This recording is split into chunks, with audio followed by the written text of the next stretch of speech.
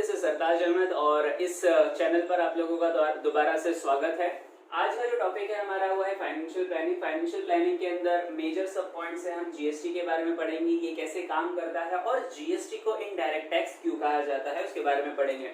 सबसे पहले मैं ये बता दूं आप लोगों को, ये जो जीएसटी है आपका ये दो पार्ट में डिवाइडेड है। कौन से दो पार्ट है? तो पहला पार्ट है आप लोगों का एसजीएसटी और दूसरा पार्ट है आप लोगों का सीजीएसटी। क्या होता है एसजीएसटी, क्या होता है सीजीएसटी? आपको पता होना चाहिए कि जो भी चीजें आप खरीदते हो, जो भी सर्विसेज आप लेते हो, जैसे कि ये फोन है, तो जो हम एक्स्ट्रा अमाउंट पे करते हैं उसे ही हम क्या कहते हैं? जीएसटी, या उसे ही हम क्या कहते हैं? टैक्स। और इंडिया में ये जो है किसके नाम से जाना जाता है? जीएसटी के नाम से जाना जाता है। अब ये जो जीएसटी है आप लोगों का, ये टोटल दो चीजों से मिलकर बना होता है, एक होता है एसजीएसटी और एक होता है सीजीएसटी। और इन दोनों का ही जो हिस्सा होता है वो बिल्कुल 50-50 होता है, 50% इसका, 50% इसका। इसका मतलब क्या है? इसका मतलब ये है कि जो भी आप टैक्स पे करते हैं, टिकट बुक करते टाइम, मोबाइल लेते टाइम, घड़ी लेते वक्त या फिर किसी भी अदर सर्विसेज को यूज करते वक्त, तब आप जो जीएसटी पे करते हैं उसमें से 50% जाता है स्टेट गवर्नमेंट को और 50% किसे जाता है? सेंट्रल गवर्नमेंट को। इतनी चीज क्लियर हो गई आप लोगों को? तो आप लोगों को क्या मिला? यहाँ से एक फॉर्मूला मिल जाता है कि GST is equals to SGST plus CGST. ठीक है, आसान है, याद रखना। और क्योंकि 50-50% इन दोनों का ही कंट्रीब्यूशन होता है यहाँ पर, तो सीजीएसटी और एसजीएसटी दोनों का ही जो अमाउंट आएगा वो बिल्कुल सेम आएगा। SGST is equals to CGST which is equals to half of GST. Okay, suppose अगर आप लोगों के पास जीएसटी की वैल्यू दी हुई है, आपको एसजीएसटी या सीजीएसटी फाइंड आउट करने के लिए बोला गया है, तो बस जीएसटी को क्या कर दीजिए? हाफ कर दीजिए, आप लोगों को आपकी वैल्यू मिल जाएगी। अब जीएसटी काम कैसे करती है वो समझने के लिए आप लोगों को कुछ यहाँ पर जो टर्म्स है वो समझने होंगे। ओके, अब समझिए आप एक कंज्यूमर है, आपको अगर कोई चीज चाहिए, कोई सर्विस चाहिए, यानी कि सपोज आप घड़ी खरीदने जा रहे हैं, गॉगल्स खरीदने जा रहे हैं, या मैं मार्कर खरीदने जा रहा हूँ, तो मैं शॉप पर जाता हूँ, करेक्ट। और वहां पर कौन होता है? वहां पर आप लोगों का रिटेलर होता है। तो अब समझने की जरा कोशिश कीजिए रिटेलर और कंज्यूमर के बीच में क्या चलता है, ठीक है। और उसी के बेसिस पे आप लोगों को मैं input tax, output tax and GST payable क्या होता है, कैसे कैलकुलेट किया जाता है, सारी चीजें मैं बता देता हूँ। इनपुट टैक्स क्या होता है? इनपुट टैक्स का मतलब ये है कि जब हम चीजें खरीदते हैं, ओके, जब हम चीजें क्या करते हैं? खरीदते हैं, परचेज करते हैं, परचेज करने के टाइम जो भी टैक्स हम पे करते हैं, ओके, परचेज करते टाइम जो भी हम टैक्स पे करते हैं उसे हम कहते हैं इनपुट टैक्स। याद रखिएगा। आउटपुट टैक्स क्या होता है? आउटपुट टैक्स का मतलब है कि जब हम चीजें कोई सेल कर रहे हैं, कोई चीजें बेच रहे हैं, ड्यूरिंग दी सेल्स प्रोसेस, जब हम चीजें बेचते हैं उस समय हमने कितना टैक्स जो है लिया है उसे हम कहते हैं आउटपुट टैक्स। और जीएसटी पेबल क्या होता है? जीएसटी पेबल यानी कि जो जीएसटी आपको पे करना है, कितना पे करना है आप लोगों को गवर्नमेंट को। एक रिटेलर के लिए काफी मुश्किल होता है, एक कंज्यूमर के लिए बहुत ही आसान होता है, हम क्या करते हैं? सीधे रिटेलर को पे कर देते हैं। बट रिटेलर के लिए बड़ा मुश्किल होता है कि हमें एक्चुअली में जीएसटी पे कितना करना है। तो जीएसटी पेबल का आपके पास फॉर्मूला है, जीएसटी पेबल इज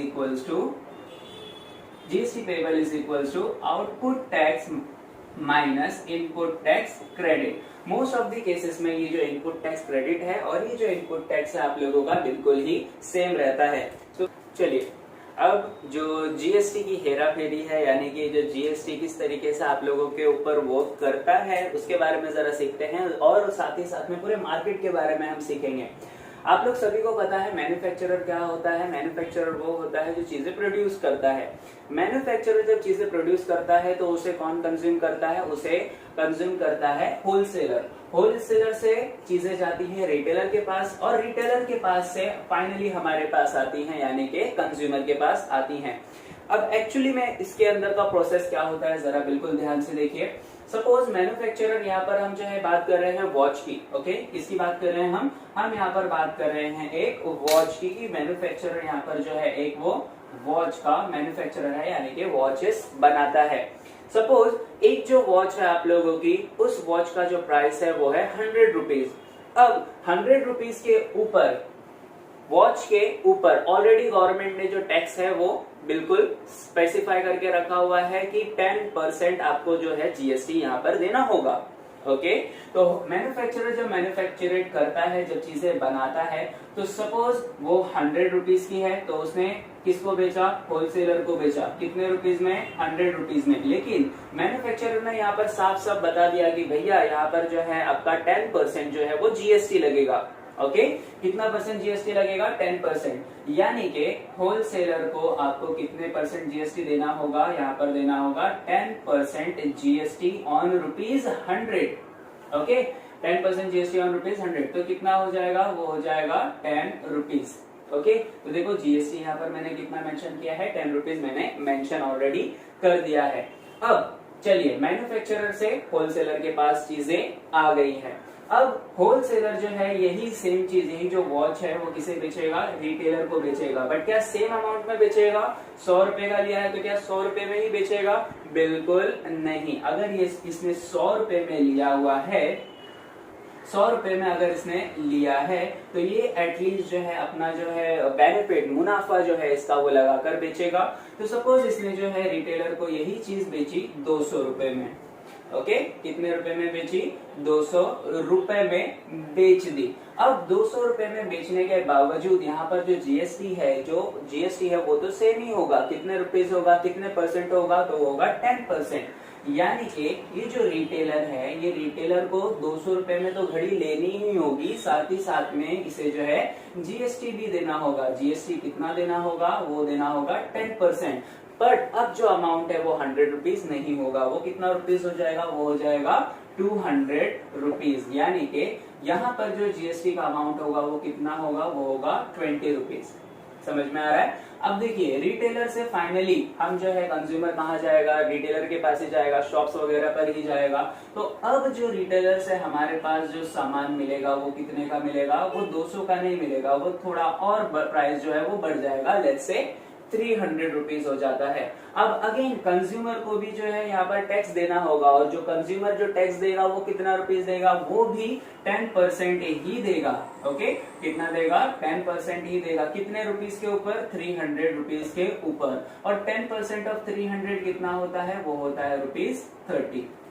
ठीक है, तो अब देखिए आगे, अब ये जो जीएसटी है वो जीएसटी किस तरीके से कलेक्ट किया जाता है। आपने आउटपुट टैक्स देखा, आपने इनपुट टैक्स देखा, आप लोगों ने जीएसटी पेएबल देखा। अब देखिए यहाँ पर किस तरीके से चीजें वर्क करती है।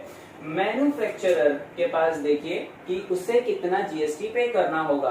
तो मैन्युफैक्चरर ने चीजें कितने की बेचा? 100 रुपए की।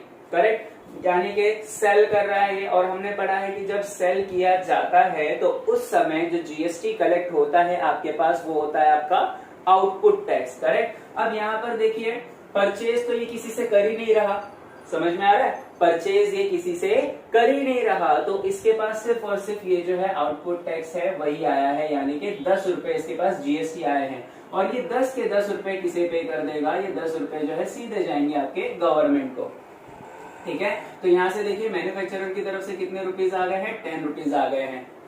ओके, अब चलिए होलसेलर और रिटेलर के बारे में पढ़ते हैं। होलसेलर ने कितने रुपीज में चीज जो है वो बेची है? तो ये होलसेलर ने बेची है 200 रुपए की। करेक्ट, 200 रुपए के ऊपर कितना रुपीज जो है टैक्स जो है वसूला है? तो 20 रुपए टैक्स वसूला है इसने। यानी कि बेचते समय 20 रुपया, तो आउटपुट टैक्स कितना हो गया? आउटपुट टैक्स हो गया 20 रुपए। ओके, लेकिन होलसेलर ने खरीदी भी तो थी चीज। करेक्ट, और जब खरीदा था इसने तब कितना टैक्स पे किया था? तब उसने जो है टैक्स पे किया था 10 रुपए। यानी कि इनपुट टैक्स कितना पे किया था? 10 रुपए। समझ में आ रहा है? अब यानी कि इसे जीएसटी कितना पे करना होगा? जीएसटी पेबल का फॉर्मूला हमने पढ़ा था, वो था output tax minus input tax credit. यानी कि इनपुट टैक्स आप कीजिए। अब आउटपुट टैक्स कितना था? देखिए 20 रुपए था, माइनस इनपुट टैक्स कितना था? 10 रुपीज था। यानी कि इसे कितना रुपए पे करना होगा? इसे भी जो है गवर्नमेंट को 10 रुपए पे करने होंगे। बात समझ में आ रही है? यहां से लिया, यहां से दिया, जो बचा हुआ जीएसटी है वो इसके पास नहीं होगा। वो बचा हुआ जीएसटी कहाँ जाएगा? गवर्नमेंट के पास जाएगा। देखिए कुछ इस तरीके से, कितने रुपए मिले गवर्नमेंट को, यहाँ से भी मिले 10 रुपए।